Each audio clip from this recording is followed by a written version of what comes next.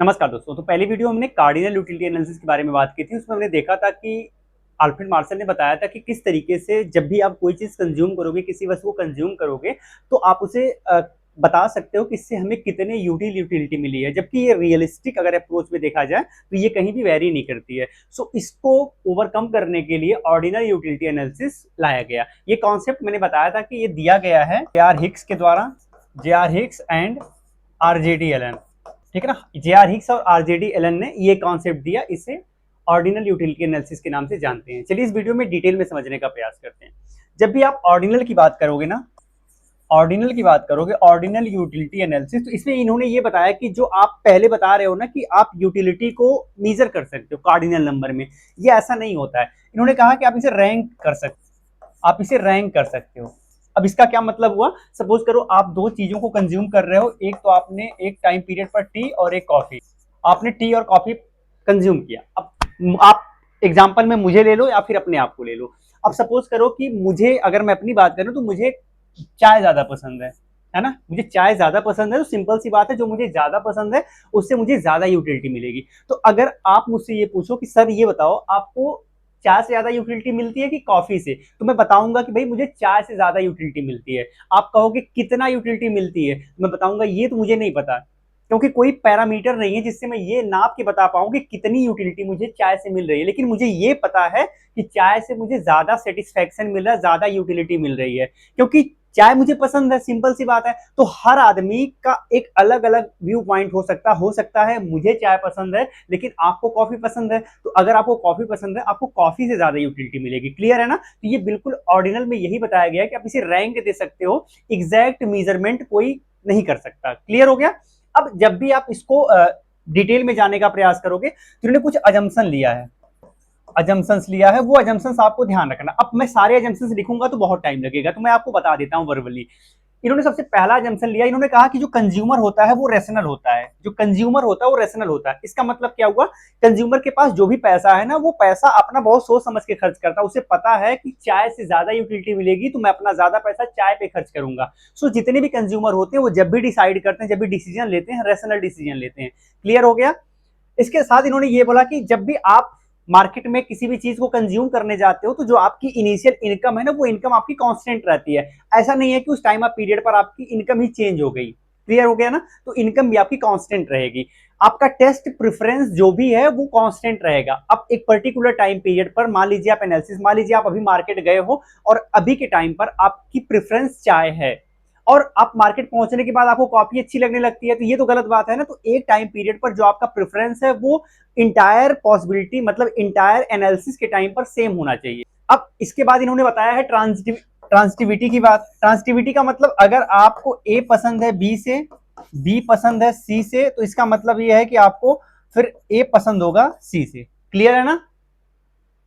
अगर आपको ए पसंद है बी से और बी सी से पसंद है, तो सिंपल सी बात है कि ए आपको सी से भी पसंद होगा। इन्होंने ट्रांसिटिविटी की बात की। साथ ही साथ इन्होंने ये कहा कि जो कंज्यूमर वो कभी सेटिस्फाइड नहीं होता, वो जहां उसे ज्यादा सेटिस्फेक्शन मिलता है वहां पर वो चला जाता है। तो ये वीक ऑर्डरिंग को फॉलो करता है। ये कुछ इसके अजम्पशन है जिसके बिहाफ पर ये पूरी की पूरी एनालिसिस होती है। इसमें थोड़ा सा आपको समझने वाली बात है आईसी के बारे में। आईसी का मतलब होता है इंडिफरेंस कर्व। इंडिफरेंस कर्व से इसकी एनालिसिस की जाती है। कैसे ड्रॉ करते हैं आप ये देख लीजिए। इस तरीके से ड्रॉ करते हैं। ये एक्स है, वाई एक्सिस है, ओ है, और इसे बोलते हैं IC, indifference curve. Indifference curve ये बताता है कि अगर आपके पास दो वस्तुएं हैं, ये मान लीजिए गुड एक्स है, गुड ए मान लीजिए, और ये गुड बी मान लीजिए। आपके पास दो वस्तु है, एक गुड ए है, एक गुड बी है। तो अगर एक इंडिफरेंस कर्व पर आप इसे दिखाओगे ना, इसके जितने भी कॉम्बिनेशन बनेंगे, एक बंदा, एक कंज्यूमर, इन सारे कॉम्बिनेशन को लेके इंडिफरेंस रहेगा, इंडिफरेंट रहेगा। मतलब ये है कि चाहे ये वाला रहे पॉइंट, ए वाला रहे, ये वाला रहे, ये वाला रहे, ये सारे पॉइंट इसको समान सेटिस्फेक्शन प्रोवाइड करेंगे। अगर वो चाहे तो ये भी ले सकता है, ये चाहे तो ये भी ले सकता है, ये चाहे तो ये भी ले सकता है, और ये चाहे तो ये भी ले सकता है, लेकिन सेटिस्फेक्शन का लेवल इसका हर पॉइंट पर बराबर रहेगा। इंडिफरेंस कर्व यही बताता है ना। इंडिफरेंस कर्व बताता है कि कॉम्बिनेशन ऑफ टू गुड्स, जहां पे एक कंज्यूमर को बराबर के लेवल का सेटिस्फेक्शन मिल रहा है। अब आप देखोगे जब भी आप एक वस्तु की मात्रा बढ़ाओगे, दूसरे वस्तु की मात्रा कम हो जाएगी। ठीक है ना। तो यानी मार्जिनल रेट ऑफ सब्स्टिट्यूशन यहाँ पे काम करता है, वो सब्स्टिट्यूट करता है किसी एक वस्तु की मात्रा बढ़ाने के लिए दूसरी वस्तु की मात्रा को सब्स्टिट्यूट करता है। ये क्लियर हुआ। अब इसकी कुछ प्रॉपर्टी है, ये समझने का प्रयास करिए। इसकी जो पहली प्रॉपर्टी है कि ये कॉन्वेक्स टू ओरिजिन होता है। आप देखिए इसे जो ओ है ये है ओरिजिन और ये कॉन्वेक्स होता है, कॉन्वेक्स टू ओरिजिन होता है। ये कॉन्वेक्स टू ओरिजिन क्यों होता है? क्योंकि यहाँ मार्जिनल रेट ऑफ सब्स्टिट्यूशन काम कर रहा है, यानी किसी एक कमोडिटी के कुछ मात्रा को बढ़ाने के लिए दूसरे कमोडिटी के कुछ मात्रा को कंप्रोमाइज करना पड़ रहा है, और ये सतत प्रोसेस लगातार चल रहा है। इनिशियल स्टेज पर कंप्रोमाइज ज्यादा किया जा रहा है, बाद में ये धीरे धीरे कम होता जाएगा। सो इसीलिए ये आप देखोगे कॉन्वेक्स टू ओरिजिन है, तो कॉन्वेक्स टू ओरिजिन होना जरूरी है, पहली चीज। सेकेंड चीज, ये डाउनवर्ड स्लोपिंग होना चाहिए, डाउनवर्ड स्लोपिंग, ये डाउनवर्ड स्लोपिंग होगा। डाउनवर्ड स्लोपिंग देखिए, यहां देखिए गिरते हुए अवस्था में है ना, इसका स्लोप देखिए गिरता हुआ है, नीचे बोलते हैं downward sloping. Downward sloping left to right, left से राइट की तरफ डाउनवर्ड स्लोपिंग है। ऐसा क्यों हो रहा है? क्योंकि जब भी आप किसी वस्तु को ज्यादा कंज्यूम कर रहे हो तो दूसरे वस्तु को आपको कंप्रोमाइज करना पड़ रहा है, सेक्रीफाइस करना पड़ रहा है, इसलिए इसका स्लोप जो है ये डाउनवर्ड स्लोपिंग है। क्लियर हुआ ना। तीसरा पॉइंट यहाँ पे आपको ध्यान रखना है कि जो इंडिफरेंस कर्व है ना, जो सबसे ज्यादा ऊपर इंडिफरेंस कर्व रहेगा है ना, मान लीजिए ये 3 इंडिफरेंस कर्व है, ये जो सबसे ऊपर वाला है IC2 सबसे ज्यादा बेटर रहेगा है ना। जो जितना ज्यादा ऊपर इंडिफरेंस कर्व रहेगा, higher indifference curve gives higher level of satisfaction. तो आपको ध्यान रखना है कि जो हायर IC है वो ज्यादा सेटिस्फाइड करेगा लोगों को है ना, वो ज्यादा सेटिस्फाइड करेगा। और सेकेंड चीज ये है कि यहाँ पे जो ICs है ना, 2 IC आपस में इस तरीके से इंटरसेक्ट नहीं कर सकते, 2 IC आपस में इंटरसेक्ट नहीं कर सकते, क्योंकि अगर इंटरसेक्ट कर लेंगे तो ये एक ऐसा पॉइंट आ जाएगा जहां पर दोनों समान सेटिस्फेक्शन प्रोवाइड करवा रहे हैं, तो ऐसा होना ही नहीं चाहिए। अगर ये IC1 है और ये IC है, तो अगर ये वाला मैंने बताया कि जो सबसे ऊपर सबसे ज्यादा सेटिस्फेक्शन प्रोवाइड कर रहा है, सबसे बेटर मेजरमेंट है। अब ये बताओ ये ऊपर है, अगले आगे जाके यहाँ पे आप देखो ये नीचे हो गया, तो ऐसा पॉसिबल नहीं है, क्योंकि ये एक ऐसा पॉइंट निकल के आ रहा है जहां पे दोनों बराबर सेटिस्फेक्शन प्रोवाइड कर रहे हैं। सो ये टेक्निकली रॉन्ग है। इसके साथ ही साथ अगर आप इंडिफरेंस कर्व बना रहे हो ना, किसी एक्सिस को टच नहीं करेगा, ऐसा अगर हो रहा है तो ये भी गलत है, ये दोनों पॉसिबिलिटी नहीं बनेगी। इसकी प्रॉपर्टीज आपको समझना जरूरी है। आगे बढ़ते हैं। अब इतना आप समझ लिए। अब अगर आप देखेंगे तो इसका रिलेशन कैसे निकालेंगे? Marginal rate of substitution X and Y is equal to px upon py, ये इसका रिलेशन है। और अगर आप इसे ग्राफ पर प्लॉट करोगे तो उसके लिए आपको 2-3 कॉन्सेप्ट समझना पड़ेगा। सबसे पहले बजट लाइन का कॉन्सेप्ट समझना पड़ेगा,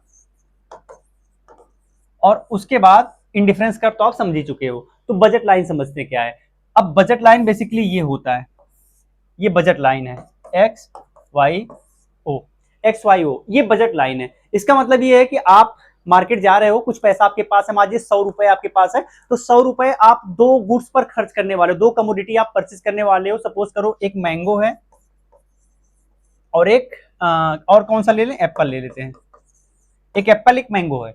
अब आप 100 रुपए लेके जा रहे हो, तो ये बजट लाइन बता रहा है कि 100 रुपए में आप इसी बजट लाइन के अंदर ही रहोगे, ये जो है ना इसी के अंदर ही कहीं रहोगे, चाहे इसमें आप जो भी कॉम्बिनेशन ले लो, लेकिन 100 रुपए में अगर आपको चाहिए तो इसके अंदर ही रहोगे। ये बताती है बजट लाइन। अब अगर आप इसके बाहर जाना चाहो तो 100 रुपए से ज्यादा आपको खर्च करना पड़ेगा, जो कि आपके पास है नहीं।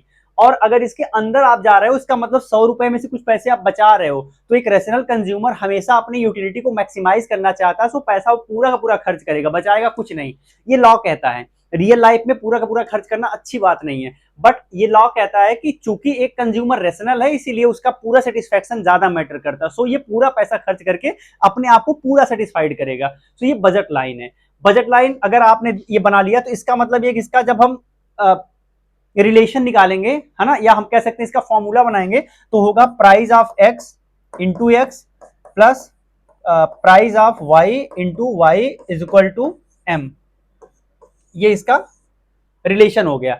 एम मतलब आपके पास जो पूरा बजट है, पूरा पैसा है, वो हो गया। पी एक्स यानी प्राइस ऑफ एक्स, सपोज करो जो मैंगो है वो एक्स है और ये वाई है, तो मैंगो का प्राइस और मैंगो की क्वांटिटी प्लस एप्पल का प्राइस और एप्पल की क्वांटिटी दोनों बराबर होगा आपके टोटल बजट के, है ना। ये इसका रिलेशन है।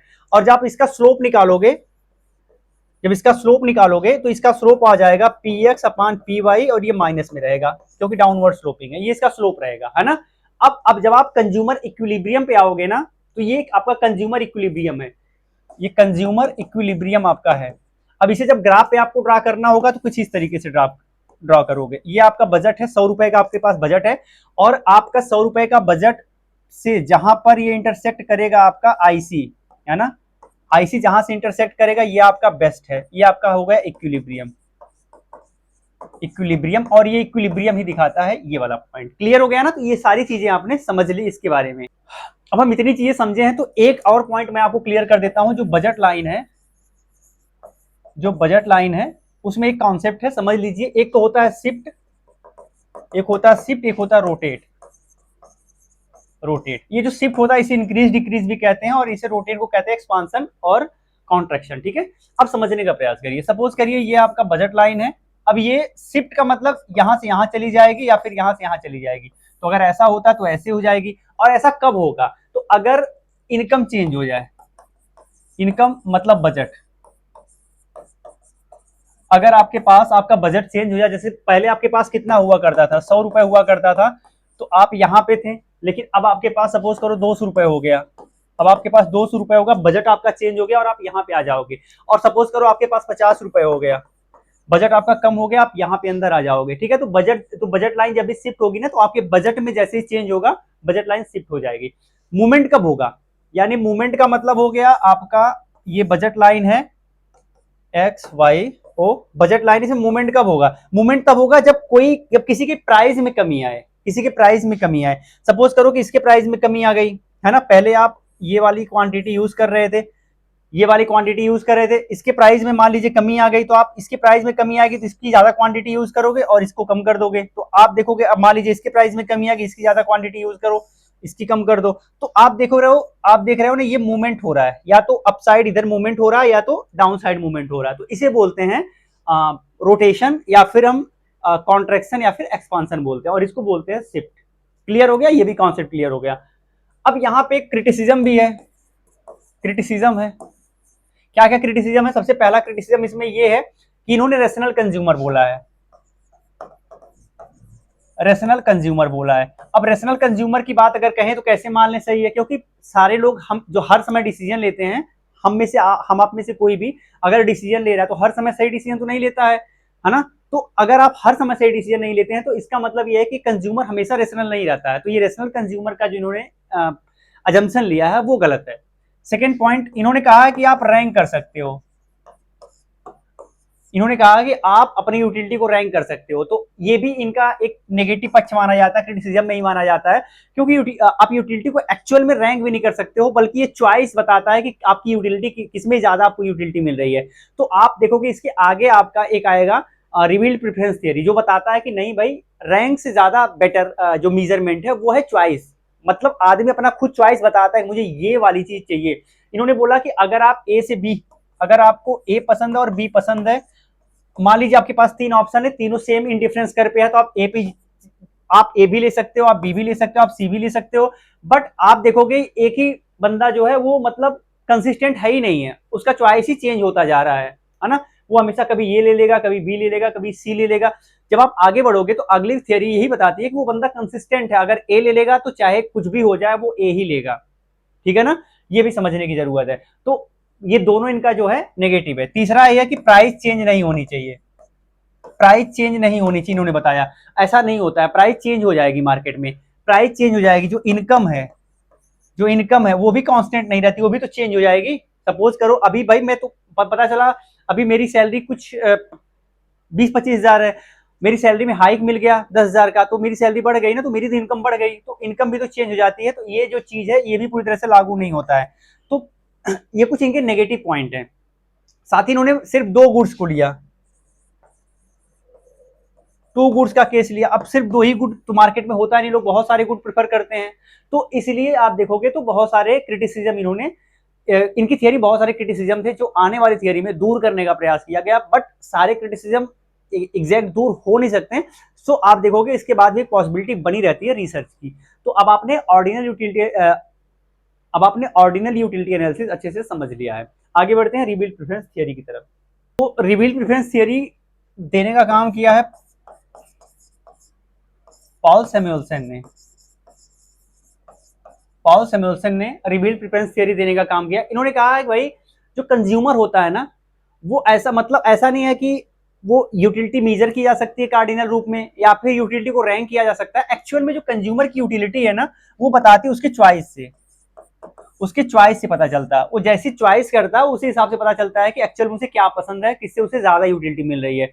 एग्जाम्पल के रूप में इन्होंने एक जो ग्राफ ड्रॉ किया कुछ इस तरीके का ग्राफ था।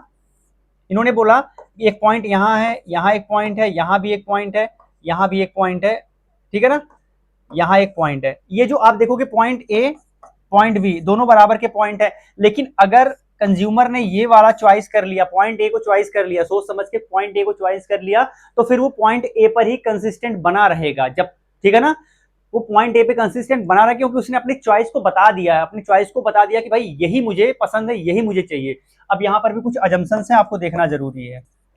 अजम्पशंस क्या क्या है, इन्होंने भी रेशनल कंज्यूमर की बात की है, रेशनल कंज्यूमर की बात की है। तो अगर रेशनल कंज्यूमर की बात की है तो आप सोचो इसके पहले भी तो रेशनल कंज्यूमर की बात हुई है ना, पिछले दोनों थियरी में रेशनल कंज्यूमर की बात हुई है। तो यहाँ इन्होंने बोला है कि जो भी कंज्यूमर है ना बहुत समझदार है, इसलिए अगर वो चॉइस बता दिया कि मुझे ए पसंद है तो फिर उसकी वो फिक्स चॉइस है, उसमें कोई सोचने वाली बात ही नहीं है। तो आप ये वाला जो रेशनल कंज्यूमर है ये इंपॉर्टेंट कंजम्पशन है, ये इंपॉर्टेंट अजम्पशन है, और आगे आप देखोगे क्रिटिसिज्म में भी ये चीज आ जाएगी। आगे बढ़ते हैं। इन्होंने भी बताया ट्रांसिटिविटी, ट्रांसिटिविटी इन्होंने बताया कि अगर ए पसंद करता है बी की अपेक्षा तो बी पसंद करेगा सी की अपेक्षा, और अगर सी और ए फिर अपने आप पसंद करेगा ए की अपेक्षा, ए को अपने आप पसंद करेगा सी की अपेक्षा, ठीक है। तो ये पॉइंट इन्होंने बताया है ट्रांसिटिविटी। इन्होंने बताया कंसिस्टेंसी, कंसिस्टेंसी आप देखोगे इंडिफरेंस कर्व में कंसिस्टेंसी नहीं थी, क्योंकि एक इंडिफरेंस कर्व में जो भी पॉइंट थे उसमें कहीं भी वो जा सकता था, बट यहाँ पे ये दोनों पॉइंट सेम सेटिस्फेक्शन प्रोवाइड कर रहे हैं ना। बट आप देखोगे ना अगर ये ए को चॉइस कर लिया तो फिर बी पे नहीं जाएगा। ऐसा नहीं है कि अभी ए पे है, अभी ए ग्रेटर देन बी है और अगले पॉइंट पे बी ग्रेटर देन ए हो जाए, ऐसा नहीं है। अगर ये वाला सही है तो ये कभी भी सही नहीं होगा, ये गलत रहेगा। क्लियर हो गया। तो ये कंसिस्टेंट भी है, और इसी को बोलते हैं strong ordering. Strong ordering, strong ordering मतलब उसका जो ऑर्डर है तो बिल्कुल स्ट्रॉन्ग है, जो उसने फिक्स कर लिया वही चीज बनी रहेगी, उसमें चेंज नहीं होगा। एक और इंपॉर्टेंट अजम्पशन है कि जिनका जो प्राइस है एंड इनकम है ये कांस्टेंट रहेगी। जब भी आप एनालिसिस करोगे ये कांस्टेंट रहेंगी, इसको आप चेंज नहीं करोगे, ठीक है। तो ये कुछ इनका ये कुछ इनकी थियरी थी जो कि कुछ समस्याओं को दूर करने का इन्होंने प्रयास किया है। अब एडवांटेज क्या है, एडवांटेज, अब इसमें एडवांटेज सबसे बड़ा तो यही निकल के आया ना कि यहाँ कंसिस्टेंसी मिली है। मतलब अब तक जो एक स्ट्रगल चल रहा था वो स्ट्रगल यहाँ के खत्म हुआ। यहाँ पता चला कि अरे भाई कंज्यूमर कंसिस्टेंट हो गया है, उसने जो चॉइस कर लिया उस पर कंसिस्टेंट है, उस पर अडिग है, उसी को वो कंज्यूम करना चाहता है क्योंकि उसे वो पसंद है। क्लियर हो गया। तो कंसिस्टेंसी यहाँ से मिल जाती है, कंसिस्टेंसी मिल जाती है। सेकेंड पॉइंट क्या है, सेकेंड पॉइंट ये है कि इन्होंने बिहेवियर को एनालाइज किया, बिहेवियर को एनालाइज किया। इन्होंने कहा कि भाई ऐसा थोड़ी है कि आप बता दिए कि इससे 10 यूटिलिटी मिली, इससे 20 यूटिल मिली, या मुझे ये पसंद है, क्यों पसंद है भाई। तो इन्होंने कहा कि आप ये जो चीज कर रहे हो ना ये उस कंज्यूमर के बिहेवियर के बेसिस पे आप करो, उसका व्यवहार हम मेजर कर रहे हैं। और तीसरा स्ट्रॉन्ग पॉइंट इन्होंने इंपेरिकल एविडेंस दिया, इंपेरिकल एविडेंस दिया, ठीक है ना, इंपेरिकल एविडेंस दिया। तो ये इनके स्ट्रॉन्ग पॉइंट है। इनके भी नेगेटिव पॉइंट होंगे, क्रिटिसिज्म, इनके क्रिटिसिज्म क्या है। तो सबसे पहला क्रिटिसिज्म इनका ये है कि भाई रेशनल कंज्यूमर, जो रेशनल कंज्यूमर की बात कही ये गलत है, रेशनल कंज्यूमर नहीं होता है। सेकंड ये है कि जो प्राइस एंड इनकम इन्होंने बात कहा कि कांस्टेंट रहेगा, है ना, ये कांस्टेंट नहीं रहता है, ये भी चेंज होता रहता है। क्लियर हो गया। अगला पॉइंट, जो टेस्ट हैबिट सबको कांस्टेंट, अदर फैक्टर को कांस्टेंट माना जाता है, वो कांस्टेंट नहीं रहता, वो भी चेंज होता रहता है। और कभी कभी ऐसा होता है कि जो हम चॉइस बता रहे हैं वो भी एकदम एग्जैक्ट मार्केट में सेम वैसे इंप्लीमेंट नहीं होती है। तो ये भी एक नेगेटिव पॉइंट इनका निकल के आता है। तो ओवरऑल इनकी थियरी कुछ इस तरीके से। तो अब आपने पूरा कंज्यूमर बिहेवियर कंप्लीट कर लिया। अब इसके अगले स्टेप में हम पढ़ेंगे प्रोडक्शन फंक्शन, वो हम अगले वीडियो में देखेंगे।